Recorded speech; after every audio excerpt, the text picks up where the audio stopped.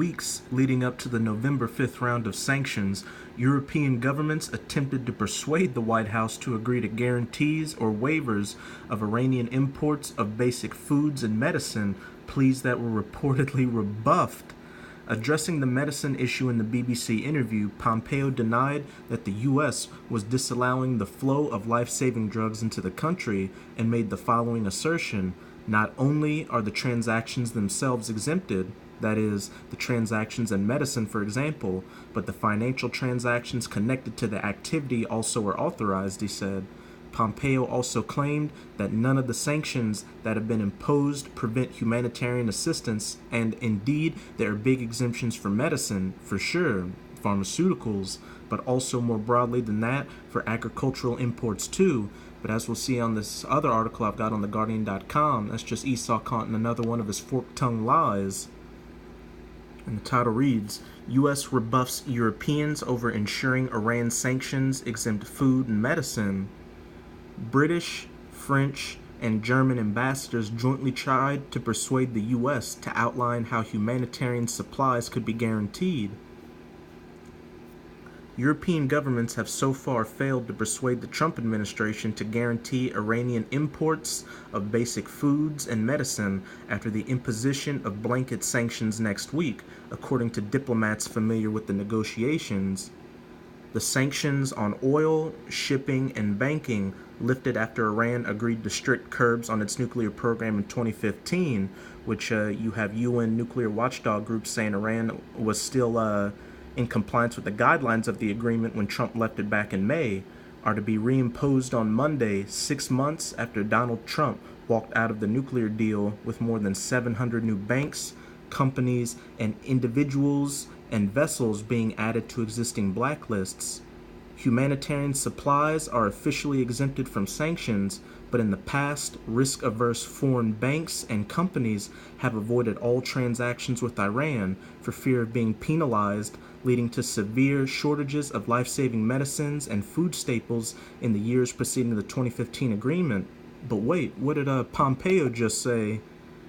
Pompeo denied that the U.S. was disallowing the flow of life-saving drugs into the country. He made the following assertion: not only are the transactions themselves exempted, that is, the transactions in medicine, for example, but the financial transactions connected to that activity also are authorized, he said. And that's just how deceptive Esau is. He'll state officially that sanctions won't affect transactions in medicine, food, or the financial transactions to guarantee these necessities, but the sanctions affect companies and financial institutions that do business with Iran in order for them to get these goods. And of course, these institutions don't want to go under, so they stop doing business with Iran. It's all to affect the Iranian people, to foment dissent with the people towards their government, and also weaken the country before they go to war with it. And this is a quote from another Edomite demon named Madeleine Albright.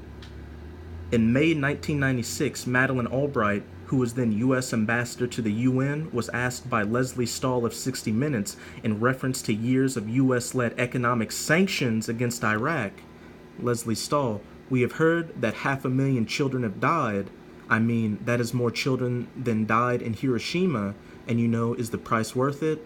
And the demon Madeleine Albright said, I think that is a very hard choice, but we think the price is worth it. These Edomites don't care about anybody but their own, and even then, the elites of the Edomites don't care about you lower-level Edomites. You fucking demons. You deserve everything that's coming to you. There's no doubt that the lives of thousands of patients will be at risk, Ahmad Gavide of Iran's Hemophilia Society told The Guardian by phone from Tehran. Any delay in supplies of medicine, particularly in the sector I work in, will have catastrophic consequences, said the head of the NGO, or non-government organization. My worry is not for today, but in 6 months' time when our supply runs out. They claim that the imports of medicines are exempted from sanctions, but in practice, because of banking restrictions on financial institutions, we don't have access to medicine or ingredients needed to make them internally. This brings me to our next precept in Psalms chapter 55. I'm going to start at verse 20. He hath put forth his hand against such as be at peace with him, such as the Iranians agreeing to that nuclear agreement back in 2015. He hath broken his covenant, with Trump leaving the agreement in May, which will fast-track war with Iran, which was always the plan to begin with. The words of his mouth were smoother than butter, but war was in his heart. His words were softer than oil, yet were they drawn swords. And the U.S. was always going to find a way to leave the nuclear agreement or make Iran look like they breached the agreement so the U.S. could look like the good guys by making it seem like they gave Iran a good deal that would create peace, and make Iran look like the bad guys for breaking the agreement and wanting to make nuclear missiles to shoot onto the state of Israel and other U.S. allies.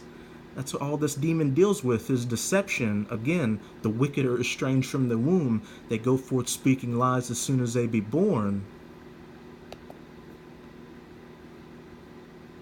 However, Pompeo seemed to contradict his prior denial that the sanctions were impacting medicines. Damn. Oh shit. Salak. I have to go back to that article.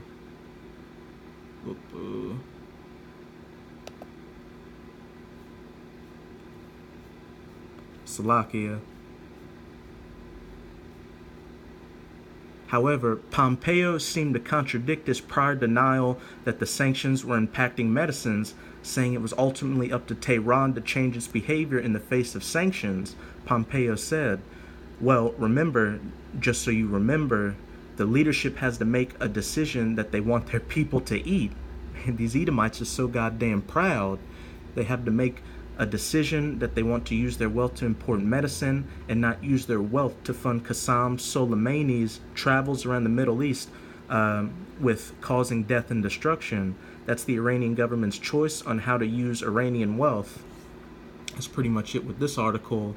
And now I'm going to go to a video on YouTube by U.S. General Wesley Clark to show that these Edomites, they don't care about the people of Iran. Going to war with Iran was always the crown jewel of the U.S.'s plans in the Middle East to gain control of the oil flows in that region, and also to guarantee the state of Israel's hegemony in the region, so they'd be the sole power, because the state of Israel controls the U.S. The U.S. is just puppets to the state of Israel, and also those Israelis are Edomites as well, from the tribe of Amalek. But first and foremost, it's all to fulfill the prophecy of Yahweh Ba'ashim Yahushai, to bring about that battle in the Valley of Jehoshaphat, or that battle of Armageddon in that Middle Eastern region. 10 days after 9/11, I went through the Pentagon and I saw Secretary Rumsfeld and Deputy Secretary Wolfowitz. I went downstairs just to say hello to some of the people on the Joint Staff who used to work for me, and one of the generals called me in. He said, "Sir, you got to come in. You got to come in and talk to me a second." I said, "Well, you're too busy." He said, "No." He says, "We've made the decision. We're going to war with Iraq." This was on or about the 20th of September. I said, "We're going to war with Iraq. Why?" He said, "I don't know." He said, "I guess they don't know what else to do." So I said, "Well, did they find some information connecting Saddam to Al-Qaeda?" He said, No. He says, "There's nothing new that way. They've just made the decision to go to war with Iraq." He said, "I guess it's like we don't know what to do about terrorists, but we got a good military and we can take down governments." And 9/11 was just a false flag to get the U.S. into that region, to bring forth their plans for controlling the region, and also to bring austere measures into the United States to turn it into a police state. He said, "I guess if the only tool you have is a hammer, every problem has to look like a nail." So I came back to see him a few weeks later, and by that time we were bombing in Afghanistan. I said, "Are we still going to war with Iraq?" And he said, "Oh, it's worse than that." He said, he reached over on his desk, he picked up a piece of paper. He said, I just got this down from upstairs, meaning the Secretary of Defense's office today. And he said, "This is a memo that describes how we're going to take out 7 countries in 5 years, starting with Iraq, the war in Iraq, and then Syria, the Syrian civil war, Lebanon, Libya, Somalia." Libya, which you saw what happened with Muammar Gaddafi. The U.S. and NATO bombed that country to smithereens and had him ousted by their mercenaries because he wanted to go around the U.S. dollar and create that gold-backed dinar. And what's the first thing they did to him? They got him to get rid of his nuclear weapons, which is similar to what they're doing to the Iranians now to make them curb their production of nuclear materials. And with Somalia, there are U.S. Special Forces there. Sudan and finish And in Sudan, there's currently a civil war in South Sudan. off Iran. Finishing off with Iran, a major part of prophecy, and there's nothing that's going to avert that war from happening. So if you're hoping for peace, don't get your hopes up. And I'm going to close it off with Habakkuk